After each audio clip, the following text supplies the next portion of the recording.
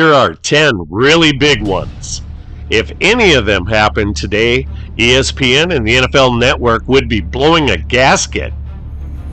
Jim Plunkett missed the first 2 games of 1975 with a shoulder separation that required surgery in September. He returned to action in Week 3, which was too soon, and he separated it again in Week 6, and he was done for the year.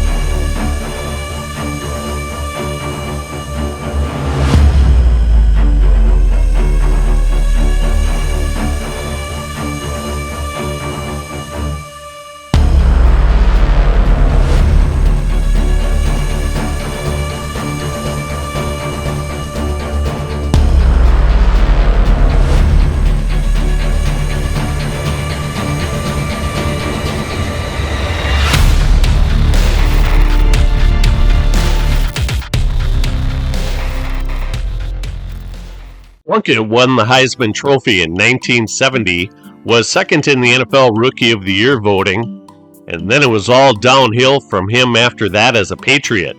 In 5 years there, he threw 62 touchdowns with 87 interceptions. In 1974, he led the NFL with 22 interceptions. He didn't have much trade value, huh? Not so fast. San Francisco traded quarterback Tom Owen, 3 number 1 draft picks, and a number 2, which ended up being these fine performers. Plunkett only lasted 2 years with the 49ers before being released. When Fran Tarkenton was traded to the Giants in 1967, he was expected to return them to their glory days. In Week 1 of the 1971 season, Tarkenton had a big day by throwing 4 touchdowns. Unfortunately, he only threw 7 more for the rest of the year. Things got so bad that Tark wanted out of town. He sat out the last game of the season in protest.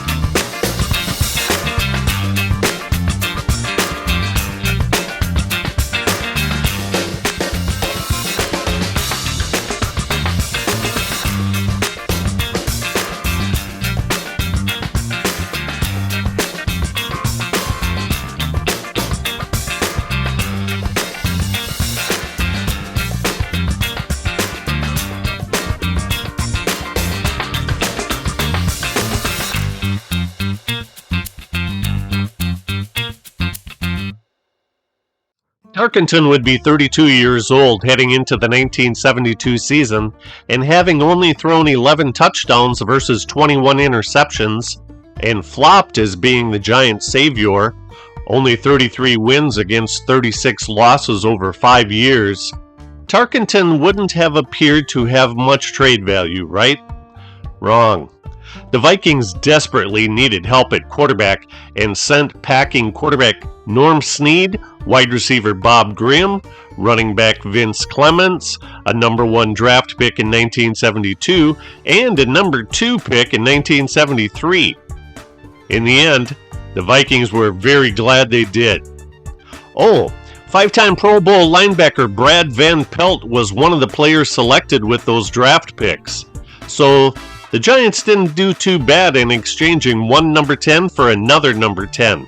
Browns quarterback Bill Nelson was a Pro Bowl player in 1969, but that didn't stop them from trading their Pro Bowl wide receiver Paul Warfield to the Dolphins for their number 1 draft pick in 1970, the 3rd overall, which the Browns used to select quarterback Mike Phipps out of Purdue. Phipps was second in the 1969 Heisman Trophy voting and played 7 years in Cleveland and 5 in Chicago, while only throwing for more than 10 touchdowns in a single season one time. He had 55 touchdown passes with 108 interceptions, while Paul Warfield went on to play for 2 Super Bowl championship teams and make the Hall of Fame.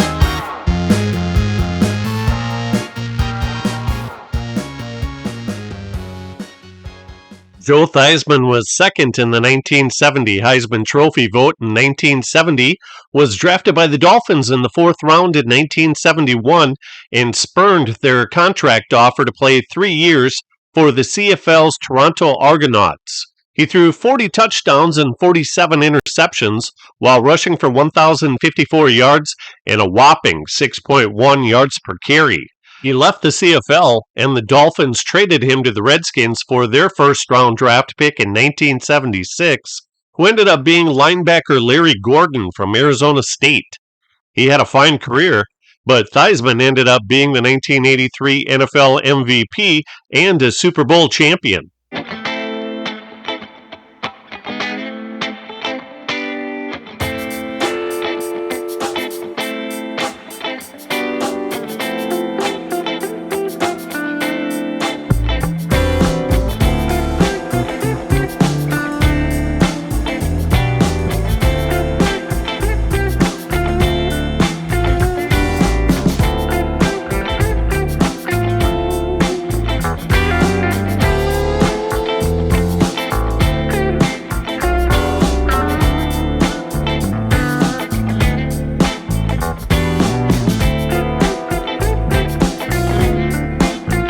Here's another trade that made no sense. Quarterback Gary Kazo never passed for more than 7 touchdowns in any of his 9 years in the league, but the Cardinals agreed to send stellar wide receiver John Gilliam and 2nd and 4th round draft picks in 1973 for him. One of the draft picks was defensive back Jackie Wallace. The Cardinals already had Jim Hart at quarterback, so this trade is a real head-scratcher. Gilliam became a 4-time Pro Bowl player for the Vikings, while Kazo started 6 games, then quit.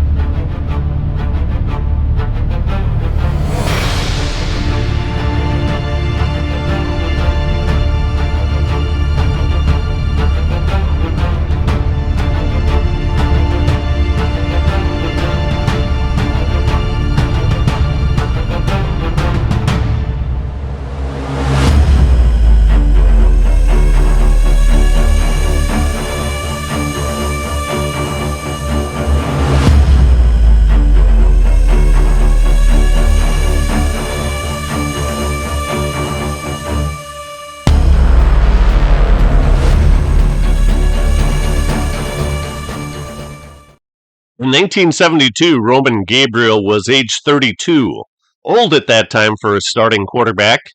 He hadn't made a trip to the Pro Bowl since the 1969 season. In Week 7 at Oakland, Gabriel only completed 3 of 16 passes for 67 yards with 4 interceptions. He was pulled from the game at halftime.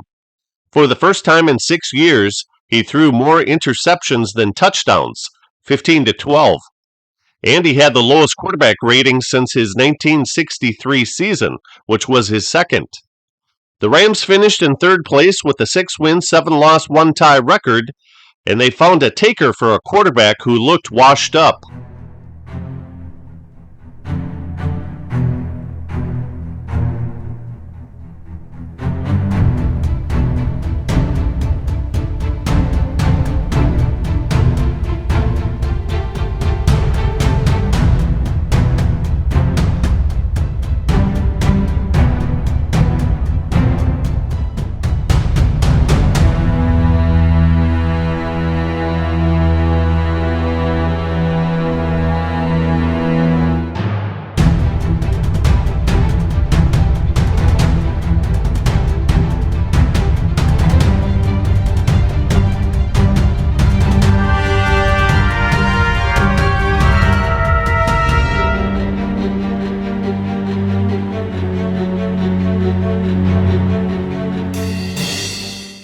The Eagles, desperate for any semblance of quality quarterback play, traded star wide receiver Harold Jackson, running back Tony Baker, a 1974 first-round draft choice who would become Heisman Trophy running back John Cappelletti, and 1975 first and third-round picks, one of whom would be a 6-time Pro Bowl offensive lineman named Dennis Hara from the University of Miami. John Hadel was involved in 2 big trades. The first one took place after his strange 1972 season when he went to the Pro Bowl despite throwing an NFL-leading 26 interceptions against only 15 touchdown passes.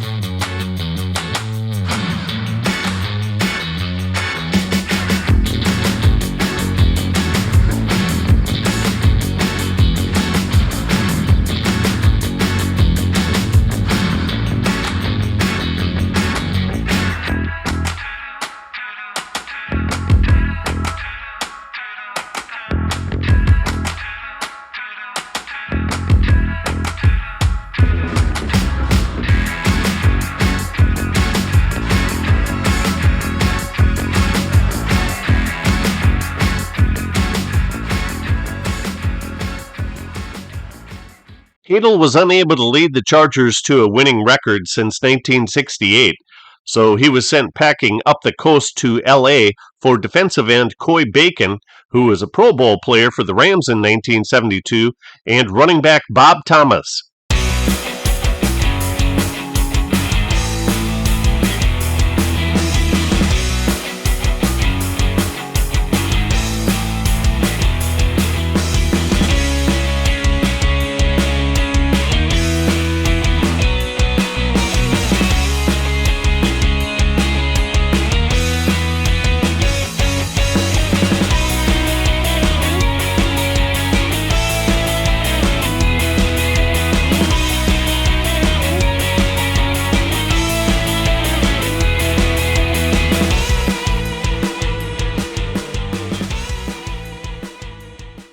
Hadel had a great 1973 season by making first-team All-Pro and finishing second in the NFL MVP vote. But he seemingly got old overnight in 1974 at age 34. After a 3-win, 2-loss record to start 1974, the Rams benched him in favor of James Harris and then traded him after Week 6 for a huge haul. First, second, and third round draft picks in 1975 and first and second round draft picks in 1976. Here's another rare mid-season quarterback trade. Craig Morton had signed a contract to play for the World Football League's Houston Texans. So the Cowboys traded him to the Giants on October 22, 1974, for the Giants' first-round pick in 1975 and second-round pick in the 1976 NFL Draft. Randy White was selected with the first pick, and running back Jim Jensen from Iowa with the second.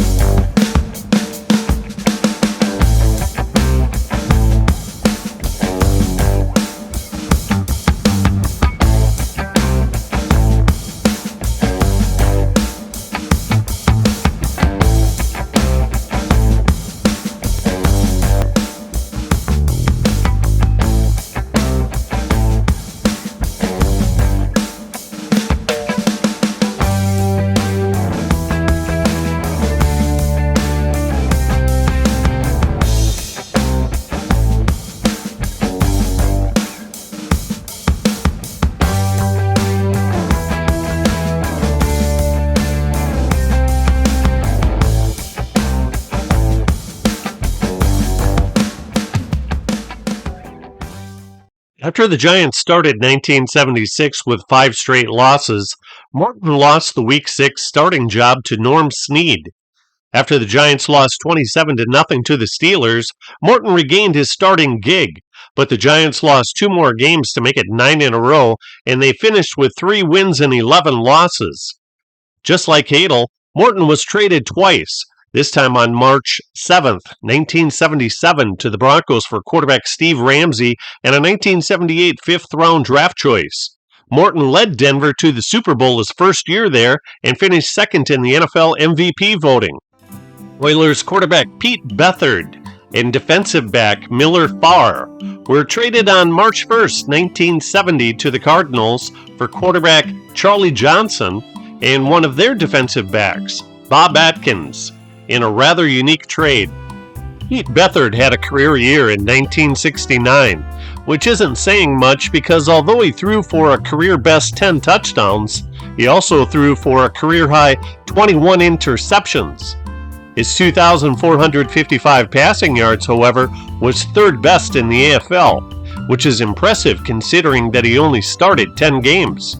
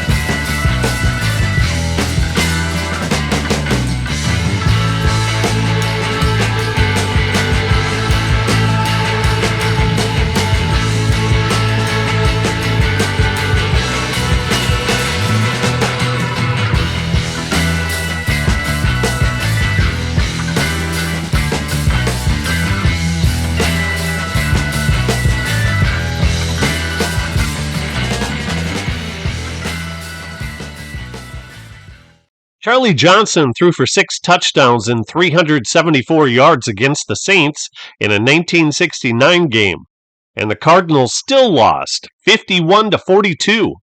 Charlie was traded twice in the 1970s. The second time from the Oilers to the Broncos in 1972 for a 1973 third-round draft choice. Here's to Charlie and his monkey-eared helmet and cheap face mask.